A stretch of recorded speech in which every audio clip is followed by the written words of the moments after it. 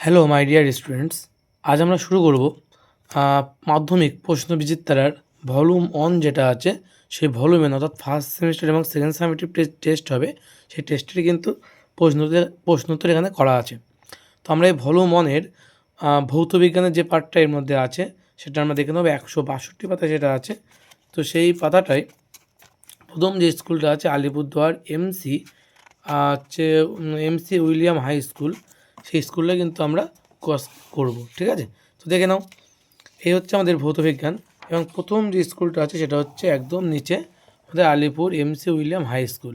ঠিক আছে, তো এই আমাদের প্রথম স্কুল, এই স্কুলটা আজকে আমরা সলভ করব এবং সেই সাথে সাথে আমরা প্রতিটা প্রশ্ন আমাদের রাইমার্টিন মানে বই আছে বা আমাদের তোমরা জানো যে ভট্টাচার্য ব্যাদার্সের যে টেক্সট বুক আছে সেই টেক্সট বুক থেকে, এবং যদি প্রয়োজন পড়ে অন্য কোনো বইয়ের সহযোগিতা নেব। আর যেসব প্রশ্ন উত্তরগুলো পাওয়া যাবে না সেগুলো আমি খাতায় লিখে রেখেছি, সেগুলো থেকে তোমাদের দেখিয়ে দেবো। ঠিক আছে, তো চলো পুরো স্কুলটা আজকে আমরা কিন্তু সলভ করব। তোমরা অবশ্যই সঙ্গে থেকো এবং যারা এখনও ভিডিওটি লাইক শেয়ার এবং সাবস্ক্রাইব করোনি অবশ্যই বন্ধুদের করে দিও। ঠিক আছে, তো চলো আমাদের প্রথমে গ্রুপ এর যে কোশ্চেনটা বলছে যে স্টোন ক্যান্সারের কারণ কি। স্টোন ক্যান্সারের কারণ কিন্তু অম্ল বৃষ্টি।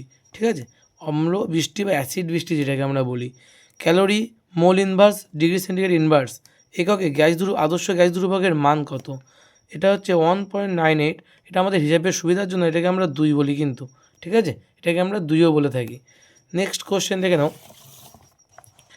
নেক্সট কোশ্চেন কী বলছে যে মোটর গাড়িতে ব্যবহৃত রিয়ার ভিউ মিররটি হলো একটি হচ্ছে উত্তল দর্পণের উদাহরণ। ঠিক আছে, উত্তল দর্পণ বলছে কোনো দর্পণের পরম প্রতিসরাঙ্ক প্রদত্ত কোন বর্ণের আলোর জন্য সর্বাধিক হবে? এটার উত্তর কী হবে? এটা কিন্তু বেগুনি বর্ণের আলোর জন্য, ঠিক আছে, সর্বাধিক হবে। বিক্ষিপ্ত আলোর তীব্রতা আই এবং আলোর তরঙ্গদৈর্ঘ্য ল্যামডা এর মধ্যে সম্পর্ক কী? I proportional 1/λ4। প্রদত্ত কোন মৌলটি চ্যালকোজেন গোষ্ঠীভুক্ত? মনে রাখবে চ্যালকোজেন গোষ্ঠীভুক্ত পরিবারের আরেকটা নাম আছে অক্সিজেন পরিবার, তাহলে উত্তর হবে অক্সিজেন। ঠিক আছে, প্রদত্ত কোন যৌগটিতে সমযোজী ত্রিবন্ধন দেখা যায়? অবশ্যই নাইট্রোজেন। কেমন হয় বলো তো? এন আর এন এদের মধ্যে 3টে বন্ড থাকে। ঠিক আছে, সমযোজী ত্রিবন্ধন। ঠিক আছে, তারপর গ্রুপ বি এর কোশ্চেনগুলো কী বলছে দেখে নাও। গ্রুপ বি এর কোশ্চেনগুলো বলছে বায়ুমণ্ডলের কোন স্তরে বেতার তরঙ্গ প্রতিফলিত হয়? এটার উত্তর হবে থার্মোস্ফিয়ারও লিখতে পারো, চাইলে আয়নোস্ফিয়ারও লিখতে পারো। ঠিক আছে, যদি লিখতে চাও আয়নোস্ফিয়ারও কিন্তু লিখতে পারো।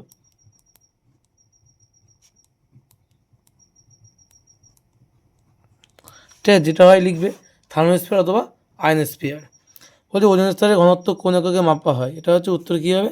এটার উত্তর উপরে লিখে দিচ্ছি। এটার উত্তর হবে ডবসন এককে। ডবসন এককে মাপা হয়। ঠিক আছে, তারপরে কোশ্চেন কী বলছে যে সিএনজির মূল উপাদান নাম কি? সিএনজির মূল উপাদান হচ্ছে মিথেন। সিএনজির মূল উপাদান হচ্ছে মিথেন। হচ্ছে -27°C উষ্ণতাটি কেলভিন স্কেলে কত হবে? তাহলে কত হবে দেখো, আমরা জানি 273, তার সঙ্গে যোগ কত হবে? যোগ অফ প্লাস অফ -27। ঠিক আছে, এত কেলভিন হওয়া উচিত। ঠিক আছে, তার মানে সেটা কত হবে? 246 কেলভিন। গ্যাসের অণুর গতিশক্তির সঙ্গে পরম তাপমাত্রার সম্পর্ক, উত্তর হবে সমানুপাতিক।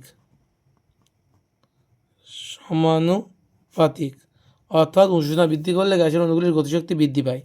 অবতল দর্পণ কখন বস্তুর অসৎবিম্ব গঠন করবে?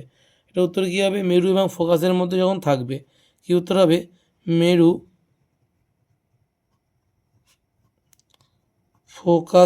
ও ফোকাসের মধ্যে যদি রাখা হয় তখন কিন্তু বস্তুর অসৎবিম্ব গঠন হবে। সুস্থ ব্যক্তির ক্ষেত্রে নিকট বিন্দু দূরত্ব কত? 25 সেন্টিমিটার। নিকট বিন্দু বলেছে, দূরবিন্দু হচ্ছে নিকট বিন্দু 25 সেন্টিমিটার। ঠিক আছে, আপাতন কোণের মান কত হলে স্নেলের সূত্রটি প্রযোজ্য হয় না? 2.7 অ্যান্সারটা এটা দেখে নাও, এখানে লিখছি।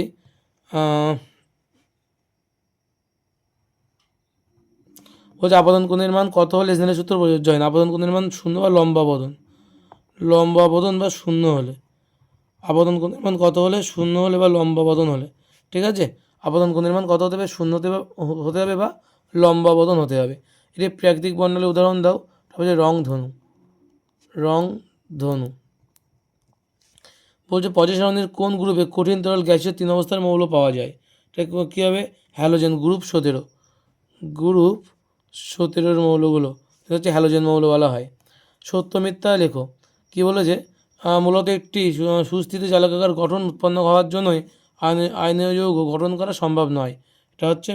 এটা হচ্ছে সত্য হবে। ঠিক আছে, এটা কিন্তু কী হবে? সত্য হবে। NaCl এবং I2 এর মধ্যে কোনটি কার্বন ক্লোরাইডের দ্রাব্য? হচ্ছে উত্তর হবে আয়োডিন, I2। ঠিক আছে, তারপরে গ্রুপ সি এর কোশ্চেনগুলো দেখে নাও। গ্রুপ সি এর কোশ্চেন কী বলছে? যে ওজনের স্তর বিভাজনে CFC এর ভূমিকা কারণ সহ লেখো। দেখে নাও উত্তরটা কী হবে। ওজনের স্তর ধ্বংসে CFC এর ভূমিকা 1 নম্বর, 2 নম্বর, 3 নম্বর। 3টে পয়েন্ট এখানে দেওয়া আছে। সেই 3টে পয়েন্ট কিন্তু অবশ্যই তোমাদের লিখতে হবে এবং খুব গুরুত্বপূর্ণ একটা প্রশ্ন কিন্তু এটা কিন্তু মারাত্মক গুরুত্বপূর্ণ একটা প্রশ্ন। সঙ্গে 3টে বিক্রিয়া কিন্তু তোমাদের অবশ্যই লিখে দেখাতে হবে। ঠিক আছে, একদম এই পর্যন্ত সবটাই কিন্তু তোমাদের লিখতে হবে। এটা ভালো করে মুখস্থ করে রাখবে। এটা কিন্তু খুব ভালো একটা কোশ্চেন। তো তোমরা পেয়ে যাবে কোথায়? তো তোমরা পেয়ে যাবে পেজ নাম্বার 3, ভট্টাচার্য ব্রাদার্স। তাই বিবি দিয়ে লিখি এটা আমি। ঠিক আছে, অপচলিত শক্তিকে বিকল্প শক্তির উৎস হিসেবে ব্যবহার করা দরকার কেন? তো তোমরা রায়মার্টিন বইতে পেয়ে যাবে পেজ নাম্বারে 52 পাতায় পেয়ে যাবে। আমি দেখিয়ে দিচ্ছি উত্তরটা, তবুও একবার দেখে নাও। এই উত্তরটা এখান থেকে শুরু, অনেকটা বড় অ্যান্সার দেওয়া আছে এখান থেকে শুরু, কিন্তু তোমাদের এত বড় লেখা দরকার নেই। 3 নম্বর অ্যান্সার রেডি করেছে, তো 3 নম্বর তোমাদের 2 নম্বরের দরকার অ্যান্সারটা। তো তোমরা এটা নিজেদের মতো ছোটো করে নেবে। এখান থেকে শুরু করে এই পর্যন্ত উত্তরটা দেওয়া আছে। এই যে তোমরা কিন্তু এটা নিজেদের মতন ছোটো করে নেবে, এখান থেকে এই পর্যন্ত একদম। ঠিক আছে, উত্তরটা দেওয়া আছে, তোমরা নিজেরা এটা ছোটো করে নেবে। নিয়ে কিন্তু 3টে পয়েন্ট দেওয়া আছে, তোমরা এখানে 2টো পয়েন্ট লিখে দেবে, তাহলে ছোটো হয়ে যাবে। ঠিক আছে, সবগুলো লেখার প্রয়োজন নেই, 2টো পয়েন্ট লিখে দেবে, হয়ে যাবে। ছোটো ছোটো থেকে 2টো পয়েন্ট লিখে দেবে। মোট 3টে পয়েন্ট দেওয়া আছে এখানে। ঠিক আছে, তারপরে কোশ্চেনটা কী বলছে? চার্লসের সূত্রটি লেখো। চার্লসের সূত্র তোমরা ভট্টাচার্য ব্রাদার্স বইদের 11 নম্বর পাতায় পেয়ে যাবে। তাহলে পেজ 11 কোন বইতে? ভট্টাচার্য ব্রাদার্সে, কমা দিয়ে তারপরের কোশ্চেনটাও কিন্তু একই পাতায় পেয়ে যাবে। ঠিক আছে, সেটা পেয়ে যাবে পেজ 12তে। দেখে নাও, পেজ 11তে আছে কি চার্লসের সূত্র। এখান থেকে সবটা লিখতে হবে, স্থির চাপে থেকে শুরু করে একদম হ্রাস বা বৃদ্ধি পায় হ্রাস পায় এই পর্যন্ত সবটা কিন্তু তোমাদের লিখতে হবে। ঠিক আছে, এবং এর পরে আছে দেখো, পরের কোশ্চেন কী বলেছে? এর থেকে পরম শূন্য উষ্ণতার ধারণা কীভাবে পাওয়া যায়? এটাও তোমরা পেয়ে যাবে পেজ নাম্বার 12তে, এই ভট্টাচার্য ব্রাদার্স বইতেই, মানে পরের পাতায় পেয়ে যাবে। এখানে উত্তরটা, এই উত্তরটা এখানে দেওয়া আছে। এই যে এখানে চার্লসের সূত্র অনুসারে থেকে শুরু করে একদম পরম শূন্য উষ্ণতা বলে এই অবধি সবটা তোমার লিখতে হবে। ঠিক আছে, অ্যাকচুয়ালি -273 ডিগ্রি সেন্টিগ্রেড উষ্ণতাকে আমরা পরম শূন্য উষ্ণতা বলে থাকি। আর এখান থেকে শুরু হয় 0 কেলভিন। ঠিক আছে, কেলভিন স্কেলের সূচনা এখান থেকেই হয়। ঠিক আছে, তো নেক্সট দেখো কী বলছে। নেক্সট বলছে উত্তল লেন্সের সাহায্যে সৎ বিবর্ধিত প্রতিবিম্ব গঠনের পরিষ্কার চিত্র অঙ্কন করো। এক্ষেত্রে প্রতিবিম্বের অবস্থান কোথায় হবে? দেখে নাও উত্তরটা। এই উত্তরটা দেখে নাও যে উত্তল লেন্স দ্বারা সৎ অবশিষ্ট বিবর্ধিত প্রতিবিম্ব গঠন সৎ আর বিবর্ধিত বলেছিল। তো এই যে পিকিউর অবস্থানটা কোথায় আছে? লেন্স থেকে এফ এবং 2F এর মধ্যে। এবং এই রশ্মিচিত্র যে অঙ্কন, এই অঙ্কনের ব্যাপারটা লিখতে হবে না, কিন্তু অঙ্কটা এটা আঁকতে হবে। মনে রাখো, এটা কিন্তু আঁকতে হবে। ঠিক আছে, এই চিত্রটা কিন্তু আঁকতে হবে, একে দেখাতে হবে। এফ এবং 2F এর মধ্যে বস্তুকে রেখে দেবে, রেখে দিয়ে কিন্তু চিত্রটা তোমাদের কিন্তু আঁকতে হবে খাতা কলমে। ঠিক আছে, মাথায় যেন থাকে এটা। তো এটা তোমরা পেয়ে যাবে কোথায়? এটা তোমরা পেয়ে যাবে পেজ নাম্বার 44 ভট্টাচার্য ব্রাদার্সের বইতে, বিবি। ঠিক আছে, তারপরের কোশ্চেন কী বলছে দেখো, এক্ষেত্রে প্রতিবিম্বের অবস্থান কোথায় হবে? এক্ষেত্রে প্রতিবিম্বের অবস্থান দেখে নাও, এখানে লেখা আছে প্রতিবিম্বের অবস্থান কোথায় হবে। লেন্স থেকে বস্তুর বিপরীত দিকে 2F চেয়ে বেশি দূরে হবে। ঠিক আছে, যদি প্রকৃতি চাই তো লিখে দেবে যে সৎ, অবশিষ্ট এবং বিবর্ধিত। যদিও প্রকৃতিটা প্রশ্ন বলেই দিয়েছে, এমনকি ব্যবহার চাইলে বলবে সিনেমার পর্দায় উত্তল লেন্সকে এভাবে ব্যবহার করলে প্রতিবিম্ব গঠন করা হয়। ঠিক আছে, পুরোটা কিন্তু খুব ইম্পর্টেন্ট। তারপরে দেখো বলেছে এটি আলোক রশ্মির 30 ডিগ্রি কোণ বিশিষ্ট একটা প্রিজমের একটি তলে 60 ডিগ্রি কোণ আপাদিত হলো। যদি নির্গমন রশ্মির চ্যুতিকোণ নির্গমন রশ্মির জন্য চ্যুতিকোণ 30 ডিগ্রি হয়, তবে উপাদানের প্রতিসরাঙ্ক কত হবে? ঠিক আছে, দেখে নাও অঙ্কটা কীভাবে করতে হবে। দেখো সেম এরকম একটা অঙ্ক এখানে করে দেওয়া আছে যে রশ্মির চ্যুতিকোণ কত? Del is equal to I one plus I2 minus A. এবং I2 মান এখানে বের করতে বলেছে, কারণ আমাদের চ্যুতিকোণ বলে দেওয়া আছে, আয়নের মান বলে দেওয়া আছে, এর মান বলে দেওয়া আছে। তাহলে আই ডেলের মান কত? 30, আয়নের মান 60 এবং এর মান 30 বলা আছে, অর্থাৎ I2 এর মান কত আসছে? 0 আসছে। ঠিক আছে, বলছি এখন আমরা জানি নির্গত রশ্মি প্রিজমের তলের সঙ্গে লম্বভাবে অবস্থান করে। দ্বিতীয় তলে যে আপতন কোণ, তাহলে সেটা দেখো I2 যদি 0 হয় তাহলে R2 এর মানও 0 হবে। অতএব প্রথম তলে প্রতিসরণ কোণের মান R1 এর মান কত হবে? তাহলে R1 is equal to A minus R2, কারণ আমরা জানি R1 প্লাস R2 মানে A, তাই তো সেখানে R1 এর মান বের করতে গেলে এর মান A মাইনাস R2 করতে হবে। 3 ডিগ্রি মাইনাস 0 ডিগ্রি মানে 30 ডিগ্রি হচ্ছে। তাহলে বায়ুর সাপেক্ষে প্রিজমের উপাদানের প্রতিসংখ্যা বের করতে গেলে মিউ ইজ ইকুয়াল টু কি সাইন I1 নেবো এখানে, আর R1 নেবো। I1 মানে কত, সাইন I1 মানে সাইন I1 মানে অ্যাকচুয়ালি এখানে যেটা আই আছে সেটাকে আমরা আয়ন বলছি। তার মান কত আছে, তার মান হচ্ছে দেওয়া আছে 60 ডিগ্রি বাই R1 এর মান কত 30 ডিগ্রি দেওয়া আছে, তাই 30 ডিগ্রি বসালাম। তাহলে সাইন 60 বাই সাইন 30 মান বসালাম, সাইন 60 মানে √3/2 আর সাইন 30 মানে হচ্ছে 1/2। তো এখানে তোমার আলটিমেটলি 2 2 কাটাকাটি যাবে, গেলে √3 হচ্ছে আমাদের অ্যান্সার। ঠিক আছে, √3 অ্যান্সার, √3 মান কত 1.732। ঠিক আছে, তো এটাই কিন্তু আমাদের উত্তর হবে এই প্রশ্নের। ঠিক আছে, একই ক্যালকুলেশনটা সেম আছে একদম, অঙ্কটা একটু আলাদা আছে কিন্তু ক্যালকুলেশন একদম সেম টু সেম, হুবহু সেম। তাই আমি আর করলাম না, এখান থেকেই বলে দিলাম। ঠিক আছে, একই ক্যালকুলেশন, এটা উত্তর হচ্ছে √3 হবে। ঠিক আছে, তারপরে বলেছি দেখো, যদি একটি মৌলের পারমাণবিক সংখ্যা 38, মৌলটির আধুনিক পজিশনিত অবস্থান নির্ণয় করো। ঠিক আছে, এবং আর কি জানতে চাইছে, এবং বলছে যে মৌলটির চিহ্ন এম ধরে তার ক্লোরাইড সংকেত লিখতে বলছে। তো দেখে নাও উত্তরটা কীভাবে তোমরা লিখবে, দেখে নাও। বলছে এখানে কী বলছে, যে পারমাণবিক সংখ্যা 38 হলে ইলেকট্রন বিন্যাস কত হবে 2 8 18 8 আর 2, এই আমার 38কে ভাঙতে পারলাম আমরা। তাহলে আমরা দেখতে পাচ্ছি 1 2 3 4 5টা, মোট 5টা কক্ষপথের কথা এখানে বলা আছে, সুতরাং এর পর্যায় হবে 5টি। ঠিক আছে, শ্রেণী কী হবে, লাস্টের কক্ষপথে 2 আছে না, শ্রেণী হবে 2। যৌগের সংকেত কত হবে, যৌগের সংকেত হবে MCl। কারণ আমাদের বলেছে কি এই ধাতুটার নাম হচ্ছে, এই পরমাণুর নাম দিয়েছে হচ্ছে M। ঠিক আছে, বা মৌলের নাম দিয়েছে M।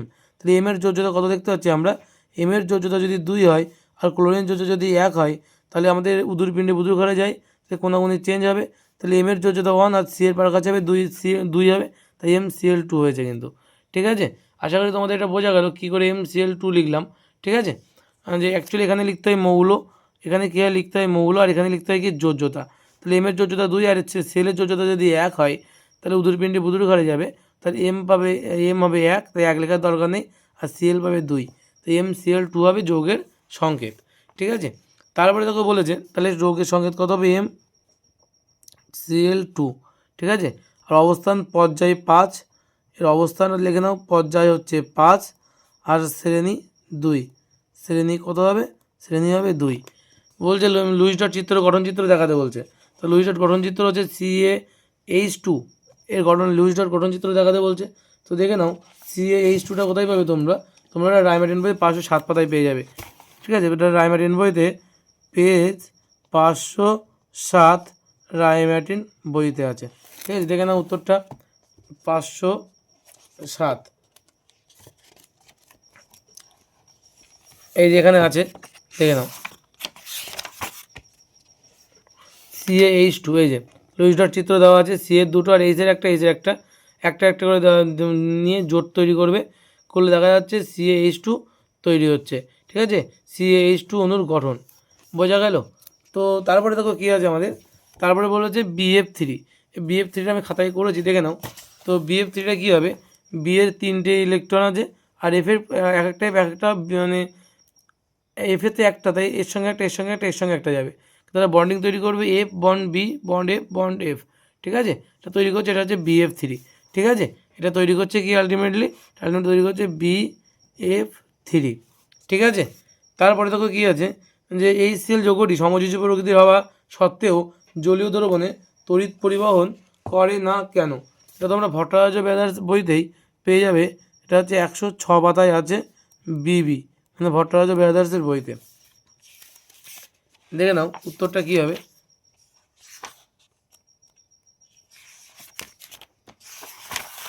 106 পাতা বললাম, এই যেখানে আছে, দেখে নাও উত্তরটা তোমরা, এখানে উত্তরটা দেওয়া আছে। তরল বা গ্যাসীয় হাইড্রোজেন ক্লোরাইড মানে HCl, হাইড্রোজেন ক্লোরাইড মানে HCl সমযোজী যৌগ হওয়া সত্ত্বেও এই জলীয় দ্রবণ তড়িৎ পরিবহন করে কেন। ঠিক আছে, এর ব্যাখ্যাটা এখান থেকে এই পর্যন্ত সবটাই কিন্তু আমাদের লিখতে হবে। ঠিক আছে, তারপরে কোশ্চেন কী বলছে, একটি মৌল X এর পারমাণবিক সংখ্যা যদি 12 হয় এবং বলছে Y মৌলের সঙ্গে রাসায়নিক বন্ধন আবদ্ধ হয়েছে, Y এর পারমাণবিক সংখ্যা 7 হলে যৌগটির সংকেত এবং প্রকৃতি লিখতে বলছে। তো দেখে নাও কীভাবে লিখবে, X এর পারমাণবিক সংখ্যা 12, ইলেকট্রন বিন্যাস করলে 2 8 2। ঠিক আছে, তাহলে দুটি ইলেকট্রন বর্জন করবে, ইলেকট্রনের কী হবে, নিকটবর্তী যদি নিকটবর্তী নিষ্ক্রিয় গ্যাসে আসতে চাইলে তাহলে 2টাকে বর্জন করে দেবে, 2 বর্জন করলে এর মাথায় হবে x2+, ঠিক আছে। আর ওয়াইয়ের কথা হচ্ছে ওয়াইয়ের 7, 2 আর 5, তাহলে 3টে ইলেকট্রন দরকার এটার নিকটবর্তী হচ্ছে নিষ্ক্রিয় গ্যাস হতে গেলে এটা কিন্তু 3টে ইলেকট্রন দরকার। তাহলে নিউট্রন কী করে, ওয়াই কী করবে, 3টে ইলেকট্রন কিন্তু গ্রহণ করবে, মানে ওয়াইয়ের যোজ্যতা 3-, মানে y⁻⁻⁻, তাহলে আমরা মৌল এবং যোজ্যতা লিখলাম।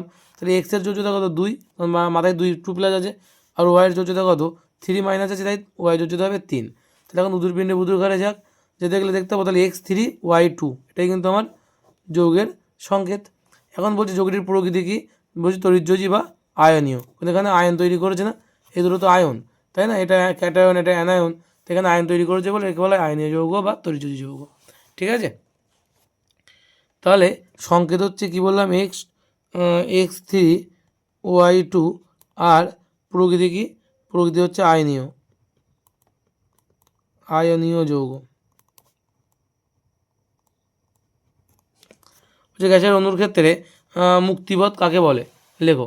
গ্যাসের অণুর ক্ষেত্রে মুক্তিপথ কাকে বলে, এটা তোমরা পেয়ে যাবে রায়মার্টিন যে বইটা আছে সেই বইয়ের পেজ নাম্বার 96, রায়মার্টিন বইতে, ঠিক আছে, পেজ নাম্বার 96 দেখে নাও। এই উত্তরটা এখান থেকে এই অবধি সবটা কিন্তু লিখতে হবে, এই পর্যন্ত লিখলেই হবে, ঠিক আছে, এই পর্যন্ত লিখলেই কিন্তু উত্তরটা হয়ে যাবে, মুক্তিপথ কাকে বলা হয়, ঠিক আছে, এটা লিখতে হবে কিন্তু, ঠিক আছে। নেক্সট কোশ্চেন কী বলছে, নেক্সট কোশ্চেন দেখো বলছে যে 27°C উষ্ণতায় 360 mmHg চাপে কিছু পরিমাণ গ্যাসের আয়তন 100 cc 1000 cc, কত তাপমাত্রায় 750 mmHg চাপে ওই গ্যাসের আয়তন 1520 cc হবে। দেখে নাও আমাদের টি এর মান কত বলেছে 27°C, আমি কেলভিনে করলাম, তাহলে 300 কেলভিন হলো। পি এর মান 760 mmHg চাপ বলেছে, বি এর মান 1000 cc, T2 এর মান কত বলে দেয়নি, এটা বের করতে হবে। P2 এর মান 750 mmHg, আর V2 এর মান 1520 হচ্ছে সিসি। এখন লেখো যে বয়েল এবং চার্লসের সূত্র অনুযায়ী আমরা জানি P1 V1/T1 = P2 V2/T2। এখন এই T2 এর মান বের করতে হবে, তাহলে এটা এই পাশে পাঠালাম আর এটা এই পাশে চলে যাবে, তাহলে এটা পাল্টে গেলে P2 V2 বা ওপরে হচ্ছে T1/P1 V1। এবার মানগুলো প্রত্যেকে বসালাম, তোমার নিজেরা মানটা বসাবে, আমি আগের কথাই একটু আগে বলেছি P2 V2 যে T1 P1 আর V1, প্রত্যেকের মান একটু আগে বলে দিয়েছি, প্রত্যেকটা মান এখানে বসাবে, বসে কাটাকাটি করবে, উত্তর দেখবে 450 কেলভিন আসবে।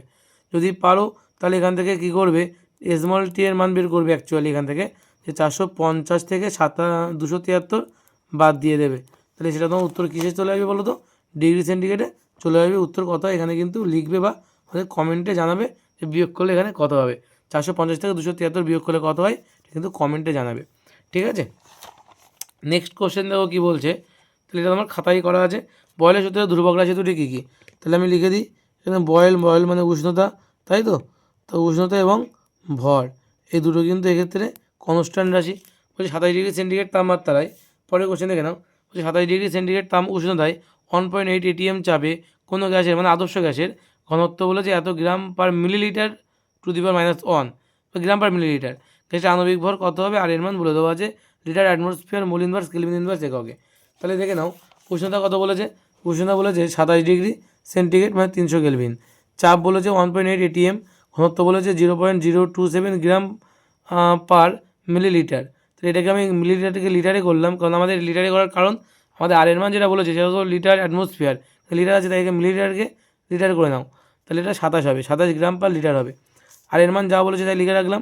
আণবিক ভর এম এর মান কত বের করতে হবে, আমরা জানি কি PV = nRT, তাহলে PV = n মানে কি W/m/RT, এখন এমটাকে এখানে দাও, ভিটাকে এখানে দাও, তাহলে PM = W/v/RT হওয়া উচিত, তাই দেখো লেখা আছে PM = W/v/RT, এটাকেই আমরা কী বলছি, এটাকেই আমরা বলছি ডি বা ডেনসিটি, ঠিক আছে। তাহলে PM = DRT, তাহলে এম এর মান বের করতে হবে, তাহলে কী হবে, আর ডিটা কেন করলাম বলো তো, কারণ আমার দেখো এখানে যে জিনিসগুলো বলেছে তার মধ্যে দেখো ঘনত্ব আছে কিন্তু, ঠিক আছে, তো ঘনত্ব যেহেতু বলা আছে তাই আমার ঘনত্বকে কনভার্ট করতে হলো এই জিনিসটাকে, তাহলে ডিআরটি, তাহলে তাকে পি দিয়ে ভাগ করতে হবে, মানগুলো বসালাম কাটাকাটি করলাম, তাহলে কত আসলো 369 গ্রাম পার মোল আসলো, ঠিক আছে, গ্রাম মোল ইনভার্স বা গ্রাম পার মোল, ঠিক আছে, এটাই কিন্তু আমাদের অ্যান্সার হবে, ঠিক আছে।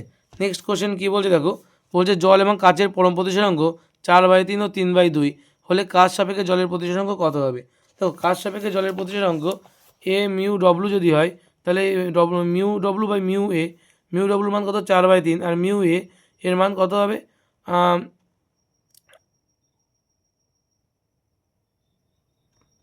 3/2, অ্যাকচুয়ালি এটা হবে মিউ জি এ না, ঠিক আছে। তো 3/2, তাহলে এখান থেকে 4/3 ইন্টু 2/3, ওটা উল্টে যাবে, 3/2 উল্টে গেলে 2/3, 4 দুগুণ 8, 3 3 9। তাহলে কাছে আলোর বেগ ভিজি হলে তাহলে এটা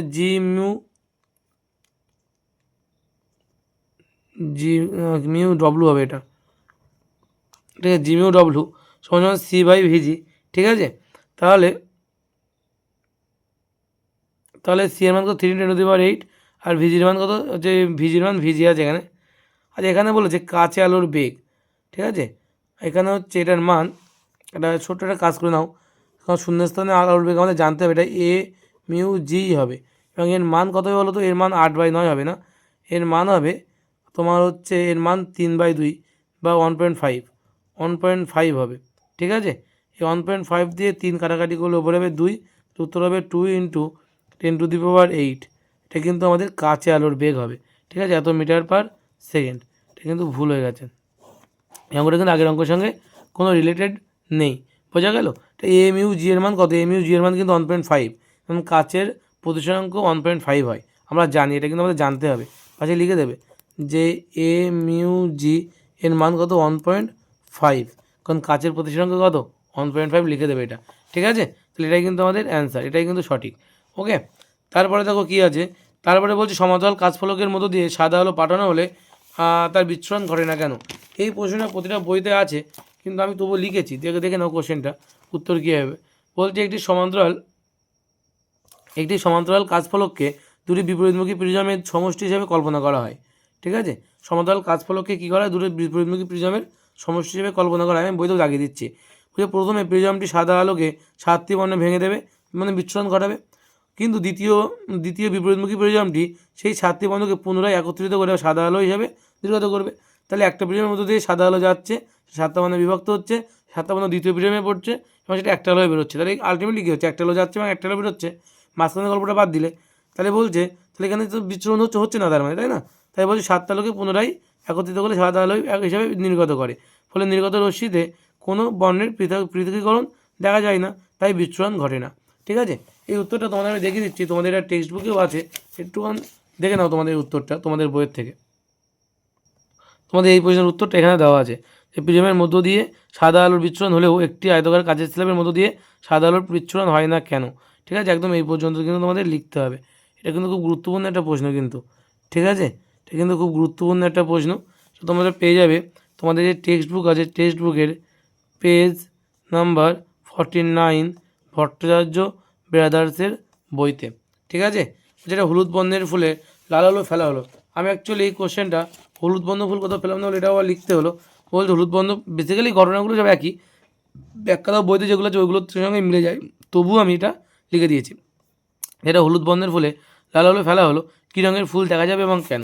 বলছে কালো দেখাবে, প্রথমত উত্তর কী হবে, কালো দেখাবে। কী রঙের দেখাবে, বলছে কালো দেখাবে। কেন, কারণ হলুদ ফুল সাধারণত সাদা আলোর মধ্য দিয়ে হলুদ রং প্রতিফলিত করে এবং বাকি সব রং শোষণ করে নেয়। যখন লাল আলোতে হলুদ ফুল রাখা হয়, তখন ফুলের ওপর কেবল লাল রশ্মি পড়ে, কিন্তু বিশুদ্ধ হলুদ বস্তু লাল আলোকে প্রতিফলিত করতে পারে না, শোষণ করে নেয়। কোনো আলো প্রতিফলিত হয়ে চোখে না আসায় ফুলটিকে কালো দেখাবে, ঠিক আছে। যেখান থেকে কোনো আলো প্রতিফলিত হয় না সে কালো দেখাবে, ওই জন্য কিন্তু মহাশূন্য কালো দেখায়, ঠিক আছে। তো এটাই ছিল আমাদের কোশ্চেনের উত্তরটা। তোমরা একটা স্ক্রিনশট মেরে নিতে পারো, খাতার ছবিটা একটুখানি ব্যাক করে খাতার ছবিটা নিয়ে স্ক্রিনশট মেরে নিতে পারো। এটা অবতল দর্পণের বক্রতা কেন্দ্রে বস্তু রাখা আছে, প্রতিমা পরিষ্কার রেখাচিত্র অঙ্কন করে দেখাতে বলছে। এটা তোমরা পেয়ে যাবে রায়মেডিনের বইতে, পেজ নাম্বার 189। কোথায় পাবে, রায়মেডিনের যে বই মানবীটা আছে তোমাদের কাছে, সেই মানবীতে কিন্তু এটা তোমরা পেয়ে যাবে। দেখে নাও উত্তরটা কী হবে, আমি দেখে দিচ্ছি মানবীতে তবুও। এই যে দেওয়া আছে, একটি বস্তুর অবস্থান বক্রতা কেন্দ্রে যদি হয়, তাহলে এই চিত্রটা তোমার রাখতে হবে এখানে, ঠিক আছে। তো মনে রাখবে উত্তল দর্পণ অবতল দর্পণের ক্ষেত্রে, উত্তল দর্পণের ক্ষেত্রে কিন্তু বস্তু 12 দূরত্বে থাকলে,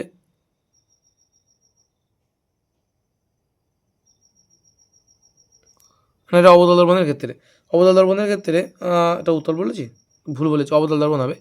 তো অবতল দর্পণের ক্ষেত্রে কী হয়, বস্তু যদি 12 দূরত্বে থাকে তাহলে প্রতিমা 12 দূরত্বে তৈরি হবে, এবং এই যে লেখা আছে সৎ অবশিষ্ট এবং বস্তু সমান আকার বিশিষ্ট প্রতিবিম্বের প্রকৃতি আমরা পাবো। ঠিক আছে, বক্রতা কেন্দ্রেই কিন্তু প্রতিবিম্ব গঠন হয়। ঠিক আছে, আর চিত্রটা কিন্তু এটা আঁকতে হবে তোমাদের। ঠিক আছে, অবশ্যই এই চিত্রটা কিন্তু পেন্সিল দিয়ে, এবং পেন্সিল দিয়ে বেসিক্যালি চিত্রটা আঁকবো। অনেকের প্রশ্ন থাকে, স্যার পেন্সিল দিয়ে আঁকবো নাকি পেন দিয়ে আঁকবো? অবশ্যই কিন্তু পেন্সিল দিয়ে আঁকতে হবে। তারপরে কোশ্চেন কী বলেছে, মানুষের চোখের অন্ধবিন্দু কাকে বলা হয়? এটা আমি একটু বইতে তোমাদের দেখাচ্ছি, একটা অন্য একটা বইয়ের থেকে, সেটা তো সাদরা বইয়ের থেকে। এটা তোমরা পেয়ে যাবে পেজ নাম্বার 51 সাদরা বইতে। অ্যাকচুয়ালি এই যে সাদরা বইতে 51 কথা বলছে, এটা কিন্তু একটা পুরনো সাদরা বই।